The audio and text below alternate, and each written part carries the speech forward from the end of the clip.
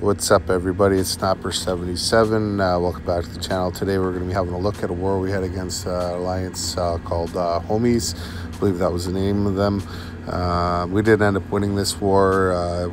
It was a close war, but we ended up conceding because they had more kills than us, so it wasn't really worth using items or investing too much into this war.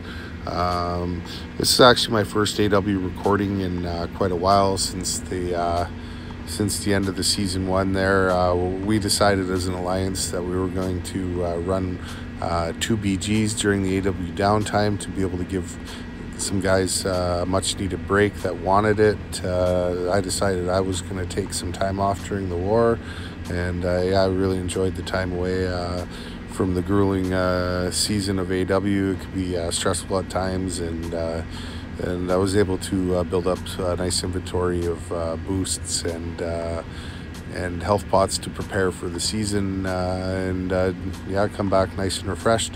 My first node here was against a Cosmic. There was a 5-star unduped. I wasn't really sure what to expect on this node. This node's been bumped up in difficulty a little bit. It has unblockable L2. I was thinking possibly a King Groot, something like that. Yeah, so I just went in with Stark Hand Spider-Man because that way you don't have to worry about any unblockable L2s. And so I wasn't too worried about it. Yeah, the node has Strike Back and Outlast and the Rolling Thunder and that. It's not too bad. Stark Hand Spider-Man usually takes nodes down so fast that you don't really need to worry about too much against most champs. Ended up being Angela, so I was pleasantly surprised there. I knew it was going to be a pretty easy match as long as I didn't miss any parries or anything like that. I was one more bait over L1 here, and it was going to be all over. So that was match 1 in the books, and I was heading for node 2 there. It was it a tech? Yeah, it was a tech 5-star unduped tech champ. This node's also been, no, this node hasn't been changed in difficulty. It's one further on. Oh yeah, no, this one's been changed. It has the cornered now, which is kind of a little bit concerning. I wasn't really sure what to expect on this. It ended up being Ultron. I was thinking it could have been a Sentinel or something like that. I was able to get this node down really fast there. I think it was just build up some poise charges, and I think maybe 15 hits total to get them down here. I evade the L1, drop the L1 here, and it was all over. One more hit. So 2 matches in the books there, and Stark Hand Spider-Man still pretty well full health.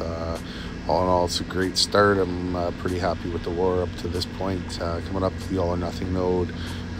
This node was a tech champ as well. I wasn't too concerned about it with it being a tech champion because 5-star, I knew it wasn't going to be OG Vision.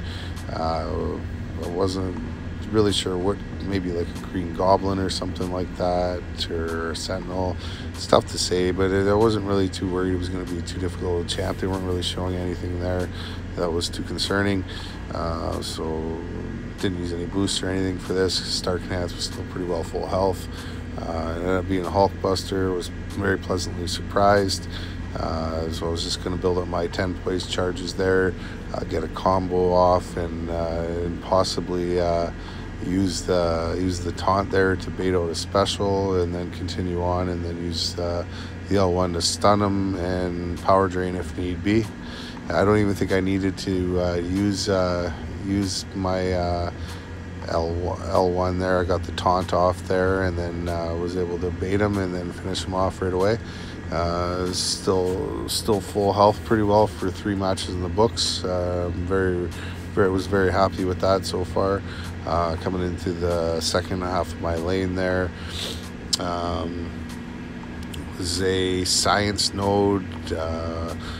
It was a 4-star. I was thinking it was a Spider-Man. Sometimes you see Quake on this node as well, or those are the 2 commonly ones when they're science is Quake and Spider-Man. So I was just gonna use Stark and Hand Spider-Man again, and if it was Spider-Man, you know, get the 10 poise charges in, and then minimize the amount of aid possibilities there by getting high damage output. It ended up being Quake here. This fight went very well again. It didn't last too long there. I don't even think she got any hits, or I didn't make any mistakes or anything like that. My lane kind of it's kind of hard to use boost properly because I have so many link nodes coming in from different directions that if I was to boost my lane, I'd probably need like 3 or 4 boosts per war, and that's just not something I really want to do. Most of the nodes up until this point don't really give me too much trouble. I like to save my boosts for the bleed stun immune node, and then have them carry over to the mini boss and potentially the boss node.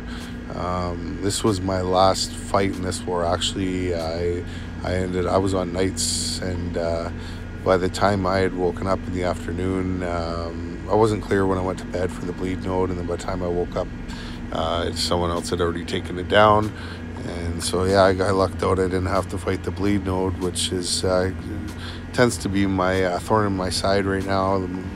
Most of my lane I can handle very well, except I get to that bleed node, and then I'm like 50-50 if I'm going to be able to clear it without dying. Lots of times I end up facing Modok there. I did make a few mistakes in this match there. I was hesitating on attack openings.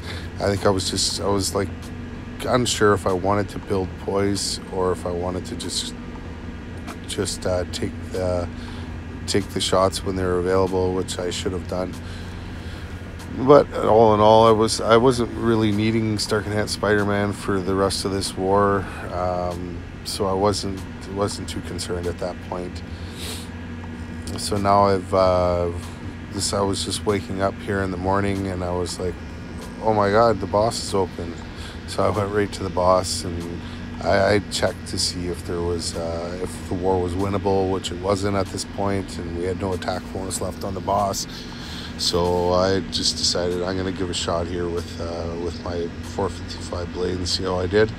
Got off to a good start with some few nice intercepts early on, and I was able to bait the L1 and attack again. And then I ran into some trouble. Excuse me. I ran into some trouble there, hesitating to attack on a couple of heavy attacks there. I ended up getting pinned in the corner, and it ended up an early exit. Yeah, right there I should have attacked, but I hesitated and didn't, and then that kind of screwed me there, because then I got pinned in the corner. I ended up having to block that all too, and then I got the intercept off there, which was nice. I evaded this, but I don't know what happened. I did a double evade there somehow, and then when I went to counter his L1, he blocked it there, and I got rattled, and he comboed me into oblivion. And we were able to pick away at the boss and get him down, but we weren't able to win the war. We'll have to get him next time, and hopefully we get some wins going.